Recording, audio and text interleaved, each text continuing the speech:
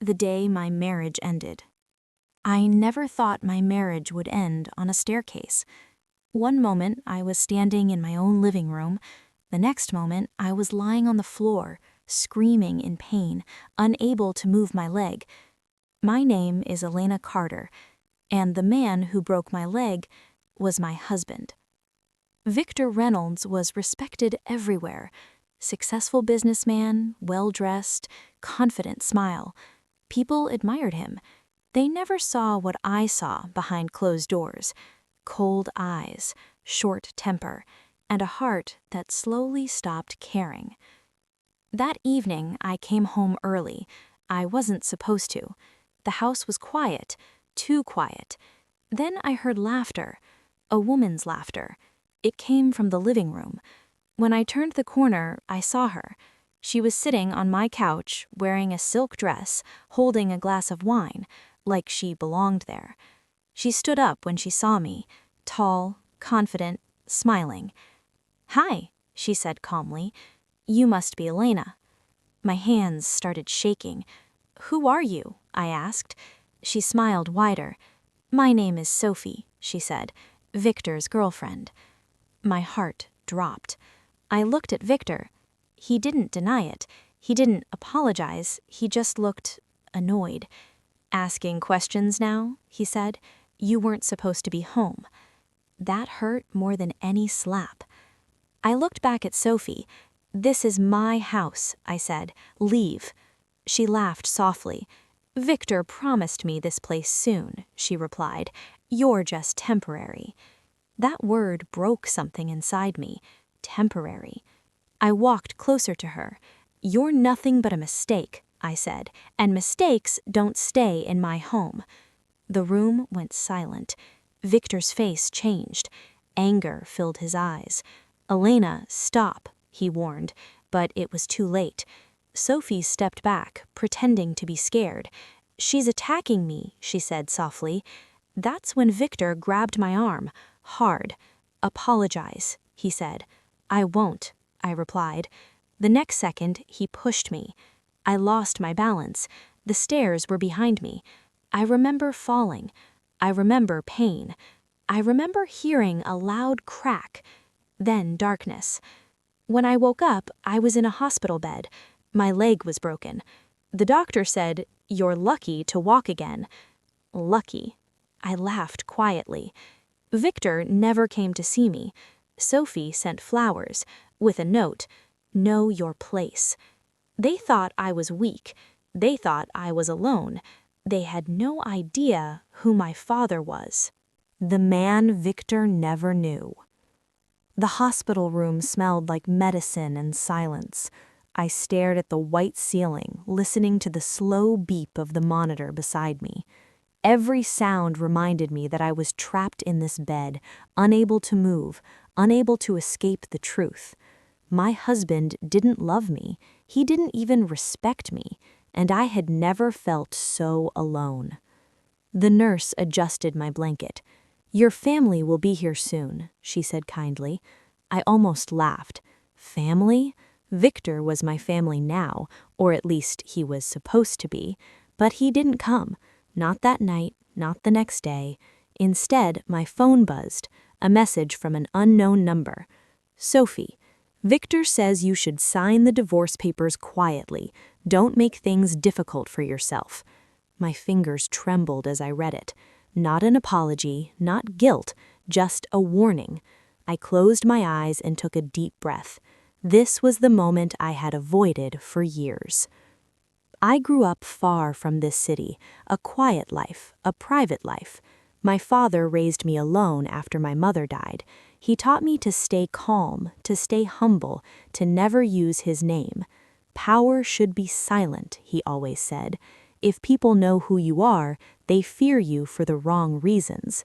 So I became Elena Carter, the simple woman, not Elena Carter, daughter of Alexander Carter.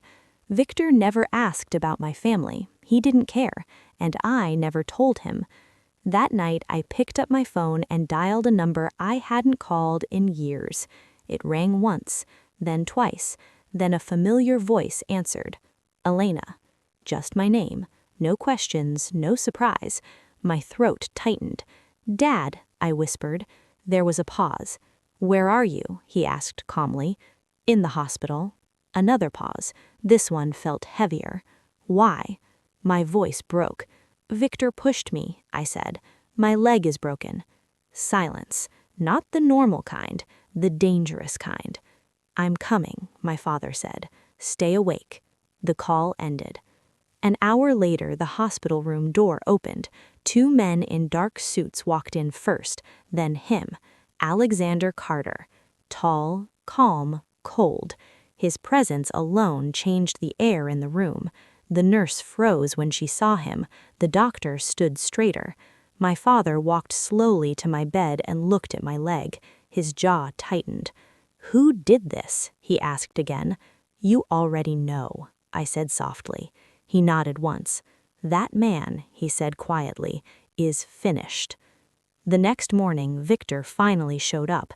He looked irritated, not worried. "This is all unnecessary," he said. "You shouldn't have argued with Sophie." I stared at him in disbelief. "She insulted me in my own house," I replied. "You chose her." Victor sighed, like I was a problem. "Sign the papers," he said. "You'll get some money, enough to survive." Survive? Before I could respond, my father stepped forward. Victor frowned. "Who's this?" he asked. Alexander Carter extended his hand. "My name is Alexander," he said calmly. "Elena's father." Victor shook his hand without interest. "Nice to meet you," Victor said. "This is a private matter."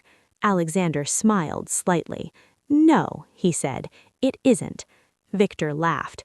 "With respect, sir, you should stay out of this." Alexander leaned closer. "I've already stayed out long enough." Victor's smile slowly faded. Something about my father's eyes made him uncomfortable. That same afternoon, things began to change. Victor's assistant called him panicking. "Sir, our main investor just pulled out." Then another call. "Our accounts are under review." Another. "The media is asking questions." Victor's face turned pale. He looked at my father. "What did you do?" he asked. Alexander adjusted his cufflinks. "I made one phone call. You broke my daughter's leg." Victor swallowed hard. For the first time since I met him, he looked afraid. I watched from my hospital bed as my husband realized the truth. I was never weak. I was never powerless. I was just patient. And now the man who destroyed me was about to learn what real power looked like. When fear replaced power. Victor stopped talking after that. He didn't shout. He didn't threaten. For the first time, he had nothing to say. His phone kept vibrating in his hand, but he was too scared to answer it. I watched him carefully. This was the same man who once told me I was nothing without him, the same man who pushed me without regret. Now his hands were shaking. "Dad," I said softly, breaking the silence, "please leave us alone for a moment." My father looked at me. "You're sure?" I nodded. He turned to Victor. "This conversation isn't over," he said calmly. "Not even close." Then he walked out. The door closed. Victor finally looked at me. "Who is he?" he asked quietly. I leaned back against the pillow. "You never asked," I replied, "so I never told you." Victor swallowed. "He's not just some rich man, is he?" I smiled slightly. "No," I said, "he's not." Victor sat down, running his hands through his hair. "You don't understand," he said. "My business, my reputation, everything is falling apart." I looked at him. "You didn't understand either," I replied, "when you chose to hurt me." He stood up suddenly. "I made a mistake," he said loudly. "You shouldn't have provoked Sophie." That was it. That was the moment I stopped feeling sorry for him. "You broke my leg," I said calmly. And you're blaming me? Victor opened his mouth, then closed it. Later that evening, Sophie arrived. She walked into the hospital room confidently, like before. But something was different. Her smile was forced. "Elena," she said sweetly, "I came to check on you." I looked at her. "Why?" I asked. "Victor isn't here to impress." She crossed her arms. "You think you've won?" she asked. "He'll come back to me." I laughed quietly. "You don't know him, and you don't know who you're dealing with." She rolled her eyes. "You're just a wife," she said. "Once the divorce is done, you're nothing." I leaned forward slightly. "Then why are you scared?" I asked.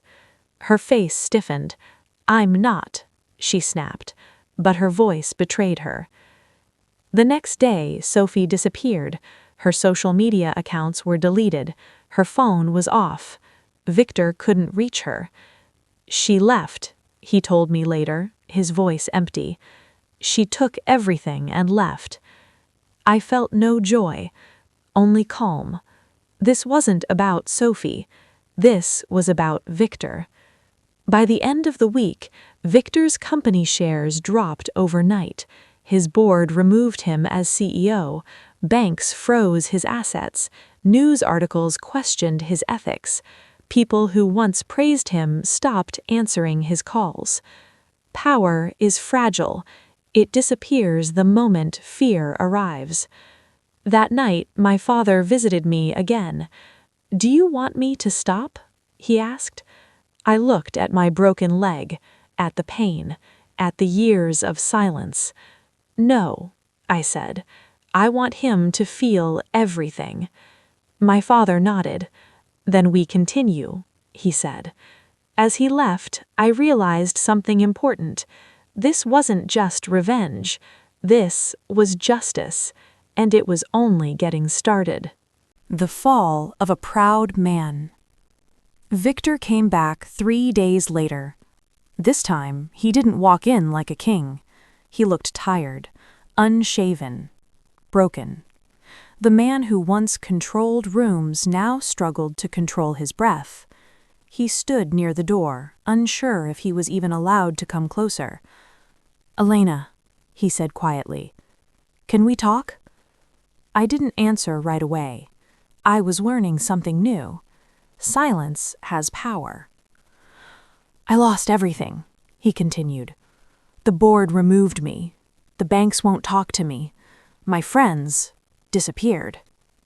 "Friends." I almost smiled. "You mean the people who used you?" I asked. He nodded slowly. "I was wrong," he said.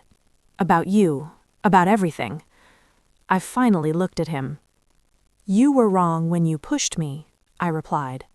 "Everything after that was just consequences." He moved closer to my bed. "I never meant to hurt you," he said. "I was angry. Sophie manipulated me." I laughed softly. "You're still blaming someone else," I said. "You haven't changed at all." Victor fell to the chair beside my bed. "I'll fix this," he said desperately. "I'll leave the city. I'll start over. Just tell your father to stop." I leaned forward. "No," I said. "Now you listen." He looked up. "You controlled my life for years," I continued. "You decided when I spoke, when I stayed quiet, when I mattered." My voice didn't shake. "But you don't control anything anymore." That afternoon, the divorce papers arrived. Not from Victor, from my lawyer. Victor stared at them in shock. "You're divorcing me?" he asked. "Yes," I replied, "and I'm not asking for permission." He laughed bitterly. "You think you've won?" I looked him straight in the eyes.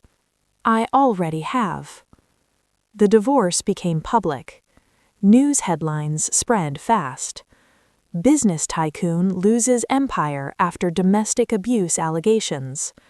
Photos of me in a wheelchair appeared everywhere. People who once praised Victor now questioned him. Sponsors pulled away, charities cut ties. His name became toxic. One evening, Victor called me. "I have nothing left," he said. "No money, no job, no one." I closed my eyes. "You still have your legs," I said calmly. "Remember that." The line went silent. Then the call ended. Weeks passed. I started physical therapy. Every step hurt. Every movement burned.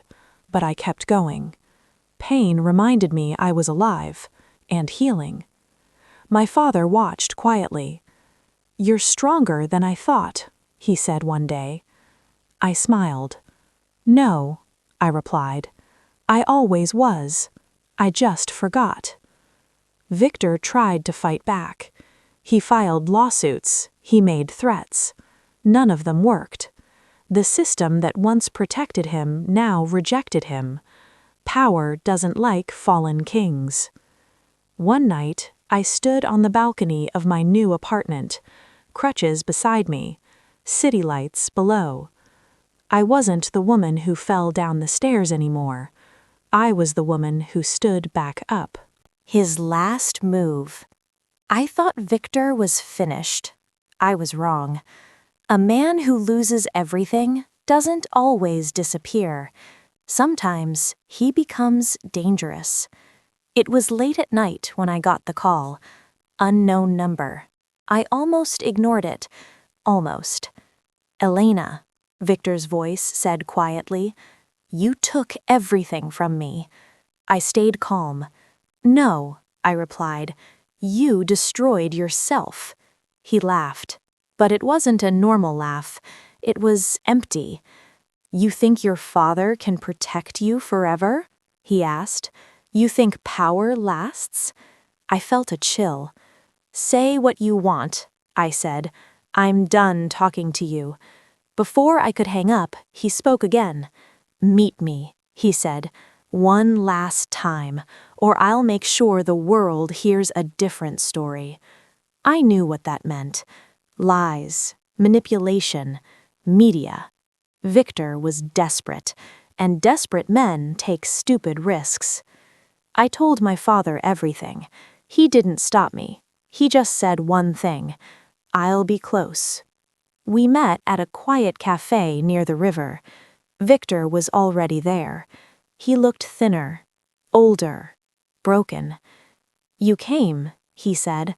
"I wanted closure," I replied. "Nothing more." He leaned forward. "You could stop all this," he said. "One statement, one lie. Say you fell by accident." I stared at him. "And live as your prisoner again?" I asked. "No." His face hardened. "Then you leave me no choice." That's when I saw it. His phone was recording. I smiled. "Good," I said. "Let it record." He frowned. "You admitted everything," I continued calmly. "You pushed me. You threatened me. And now you're blackmailing me." Victor's eyes widened. Before he could react, police officers walked in.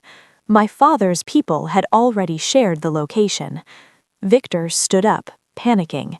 "This is a setup," he shouted. One officer looked at him. "Victor Reynolds," he said, "you're under arrest for assault, threats, and attempted blackmail." The phone was taken from his hand, the recording saved.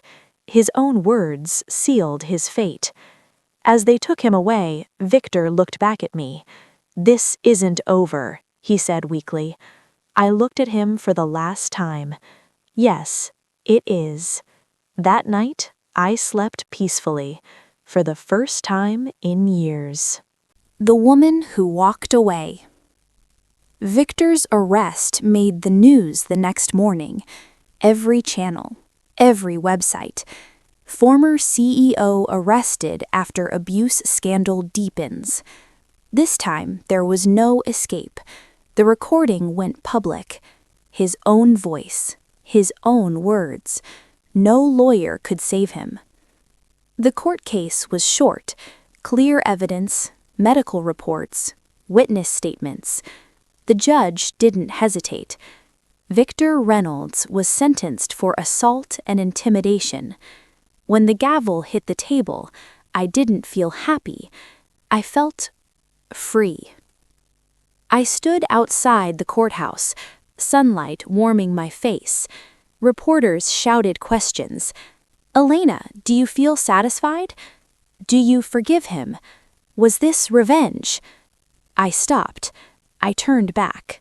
"This was not revenge," I said calmly. "This was survival." Then I walked away. Months passed. My leg healed slowly. Painful steps, long nights.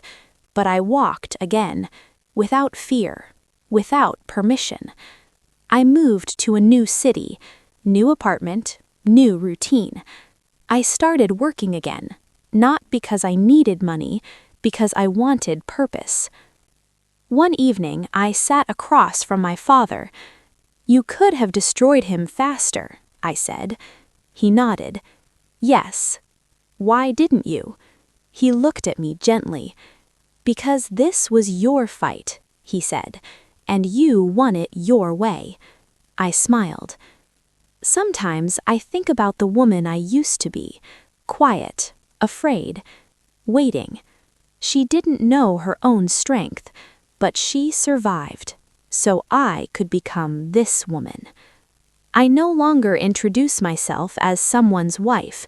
I say my name with pride, Elena Carter, and that is enough.